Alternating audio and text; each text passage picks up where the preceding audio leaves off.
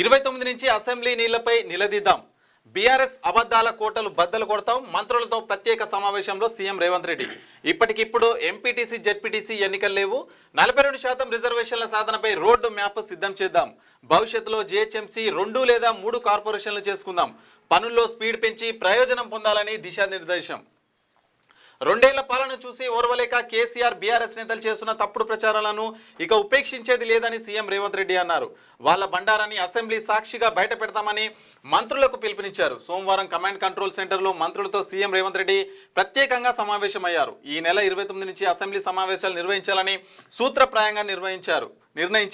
పంచాయతీ ఎన్నికల్లో సాధించిన గెలుపు, కృష్ణా గోదావరి బేసిన్ నీటి వాటాలు, గత బీఆర్ఎస్ ప్రభుత్వం 10 ఏళ్లలో తీసుకున్న నిర్ణయాలు, జరిగిన నష్టంపై చర్చించారు. దీంతో పాటు 300 డివిజన్లపై ఏర్పాటైన మెగా హైదరాబాద్ జీహెచ్ఎంసీని భవిష్యత్తులో 2 లేదా 3 కార్పొరేషన్లుగా మార్చడంపై సీఎం కీలక సంకేతాలు ఇచ్చినట్లు సమాచారం. పంచాయతీ ఎన్నికల్లో బాగా పనిచేశారంటూ మంత్రులను సీఎం రేవంత్ రెడ్డి ప్రత్యేకంగా అభినందించారు. భవిష్యత్తులో రాబోయే అన్ని ఎన్నికల్లోనూ ఇదే ఉత్సాహం ప్రదర్శించాలని, పార్టీ క్యాడర్ను సమాహితం చేయాలని సూచించారు. కాగా జెడ్పీటీసీ, ఎంపీటీసీ ఎన్నికలను ఇప్పట్లో నిర్వహించే ఉద్దేశం లేదని, దీనిపై త్వరలోనే చర్చించి నిర్ణయం తీసుకుంటామని అయితే స్పష్టం చేసిరుగా. బీఆర్ఎస్ నేతలు చేస్తున్న అసత్య ప్రచారాలను ఎక్కడికక్కడ తిప్పికొట్టాలని, ఆధారాలతో సహా ప్రజల ముందు నిజాల్ని బయట పెట్టాలని మంత్రులకు సీఎం రేవంత్ రెడ్డి స్పష్టమైన ఆదేశాలు జారీ చేశారు. ముఖ్యంగా కేసీఆర్ హయాంలో జరిగిన లోపాలను, వారు చెబుతున్న అబద్ధాలను సోషల్ మీడియా, ప్రధాన మీడియా వేదికగా ఎండగట్టాలని సూచించారు. గత 10 ఏళ్లలో రాష్ట్రానికి జరిగిన నష్టాన్ని గణాంకాలతో సహా వివరించడం ద్వారా ప్రజలకు వాస్తవాలు తెలియజేయాలన్నారు. ఇప్పటి వరకు చేసిన సంక్షేమాన్ని ఇంకా వేగవంతం చేస్తూనే విమర్శించే వారికి ధీటైన సమాధానం ఇచ్చేలా కార్యాచరణ ఉండాలని సూచించారు. పాలనలో మనం చేసిన మంచిని 10 కాలాల పాటు గుర్తుండేలా ప్రజల్లోకి తీసుకెళ్లాల్సిన బాధ్యత మంత్రులపై ఉందని సీఎం స్పష్టం చేశారు. సో ఎప్పట్లెక్కనే ఇంత ముందుకైతే ఎట్లా నడిచిందో ఇప్పుడు కూడా కేసీఆర్ అట్లా మాట్లాడిండో లేదో, ఎమ్మెల్యేలు, డిసిసి ప్రెసిడెంట్లు, స్పోక్ పర్సన్లు, మంత్రులు, ముఖ్యమంత్రులు ఒక్కరు మాట్లాడితే ఒక్కరి మీదికి ఇగో ఇంతమంది ఎగవాడుతున్నారు.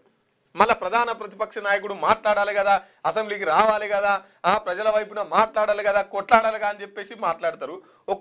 ఒక్కరు మాట్లాడితే ఇంతమంది తట్టుకోలేకపోతున్నారు, ఇంతమంది ఎగబడుతున్నారు. ఇక చూడు కేసీఆర్కు వీళ్ళే ఒక రకంగా కేసీఆర్ని హైప్ చేసేదే వీళ్ళు. గంట 13 నిమిషాలు ఉంది. గంట 13 నిమిషాలు కేసీఆర్ ప్రసంగిస్తే అందులో ఒక్క సెకండ్ కూడా రేవంత్ రెడ్డి అనే పదం వాడలేదు. ఎక్కడ కూడా అంత హుందాగా మాట్లాడితే ఇక అటు కేసీఆర్ మీటింగ్ అయిపోయిందో లేదో అప్పటి నుంచి కేసీఆర్ కేసీఆర్ కేసీఆర్, మంత్రులదే, ఎమ్మెల్యేలదే, స్పోక్ పర్సన్లదే, డిసిసి ప్రెసిడెంట్లదే, మాజీ ఎమ్మెల్యేలదే, మొత్తం కేసీఆర్ కేసీఆర్ కేసీఆర్ కేసీఆర్ కేసీఆర్ మీద పడ్డారు. ఈ నెల 29 నుంచి శీతాకాల అసెంబ్లీ సమావేశాలు ఈ నెల 29 నుంచి జరగబోతున్నాయంట. ఇప్పట్ల జెడ్పీటీసీ తర్వాత ఎంపీటీసీ ఈ ఎలక్షన్స్ లేవు. ముందుగాల కార్పొరేషన్ ఎలక్షన్లు కూడా ఇప్పుడు డీలిమిటేషన్ నడుస్తుంది కదా, ఆ పంచాయతీ అయిపోయిన తర్వాత ఎన్ని వార్డులు చేయాలి ఎంత అని చెప్పేసి ఇదంతా అయిపోయిన తర్వాత, మున్సిపల్ అయిపోయిన తర్వాత జెడ్పీటీసీ ఎంపీటీసీ ఎలక్షన్లు అంటే ఇంకో 3-4 నెలలు పక్కా పడుతుంది మనకు అంచనా ప్రకారం. 3-4 నెలల తర్వాత ఎంపీటీసీ జెడ్పీటీసీ ఎలక్షన్లు. ఎందుకంటే ఇప్పుడు ఎంత 62% గ్రామాల్లో కాంగ్రెస్ పార్టీ గ్రాఫ్ 62% అంటే చాలా తక్కువ. ఇప్పుడు అధికార పార్టీ అంటే దగ్గర 70-80-85లో ఉండాలి అధికార పార్టీకి, కానీ 60% ఉన్నది. అంటే ప్రజలు అసంతృప్తితో ఉన్నారు.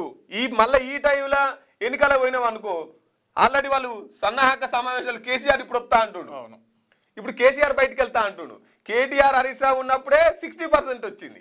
ఇక కేసీఆర్ బయటకు వచ్చిందంటే అది 40కి పడిపోతుంది. కాబట్టి ఇప్పుడు వద్దు, మళ్ళీ ఏదైనా పథకాన్ని ఊరికి అందేటట్టు ఏదైనా పథకాన్ని మళ్ళీ మొదలు పెడతారు. ఏదో వాళ్ళను బుట్టలేసుకోవడానికి, వాళ్ళ ఓట్లో బుట్టలు వేసుకోవడానికి మళ్ళీ ఏదో పథకం మొదలు పెడతారు. ఇక మళ్ళీ అప్పుడు ఎలక్షన్లకు వస్తున్నాము, ఎలక్షన్లు జెడ్పీటీసీ ఎంపీటీసీ ఎలక్షన్లు అని పెడతారు. ఇప్పుడు సర్పంచ్ ఎలక్షన్లు గుర్తుల మీద కాలేదు కాబట్టి ఎన్ని అయినాయి అని అఫీషియల్ గా తెలియదు. ఎలక్షన్లు ఎట్లా అంటే ఏ పార్టీ అన్నా నిలబడని అంతే గెలిపియాలనుకున్న వాళ్ళనే గెలిపిస్తారు. పార్టీ అఫీషియల్ గా లేదు కాబట్టి ఇంత నెంబర్ అనేది కరెక్ట్ లేదు. అదే ఇప్పుడు ఎంపీటీసీ జెడ్పీటీసీ వస్తే ఖచ్చితంగా అఫీషియల్ గా పార్టీ సింబల్ వస్తుంది కాబట్టి ఎన్ని సీట్లు గెలిచినవని అఫీషియల్ గా ఎలక్షన్ కమిషన్ బయట పెడుతుంది, అందరికి తెలుస్తుంది. అప్పుడు వీళ్ళ బండారం ఎక్కడ బయట పడుతుంది అని చెప్పేసి మరి ఇప్పట్లో వద్దు ఎలక్షన్స్, ఎంపీటీసీ జెడ్పీటీసీ కొద్దిగా వాయిదా వేద్దామని ఆలోచిస్తున్నట్లుగా మనకైతే అర్థమవుతుంది. ఇక మొత్తానికి ఇక ప్రధాన మీడియా సోషల్ మీడియాలల్లో కేసీఆర్ను ఎండగట్టాలని చెప్పేసి మాట్లాడుతున్నారు. కానీ ఇప్పటి కూడా బీఆర్ఎస్ సోషల్ మీడియా ఉన్నంత యాక్టివ్గా కాంగ్రెస్ సోషల్ మీడియా లేదు. బీఆర్ఎస్ సోషల్ మీడియా ఎక్కడికక్కడ ఇట్లా ఎన్ని ట్విట్టరు, ఇన్స్టాగ్రాము, ఫేస్బుక్, వాట్సాప్ మొత్తం ఇల్లదే ఎమ్మటే మొత్తం లైవ్ ఇచ్చేస్తున్నారు, దాన్ని ట్రోల్ చేస్తున్నారు, ఎక్కడ లేపాలనో అక్కడ లేపుతున్నారు. వాళ్ళ సోషల్ మీడియా చాలా గట్టిగా ఉంది బీఆర్ఎస్ వాళ్ళది.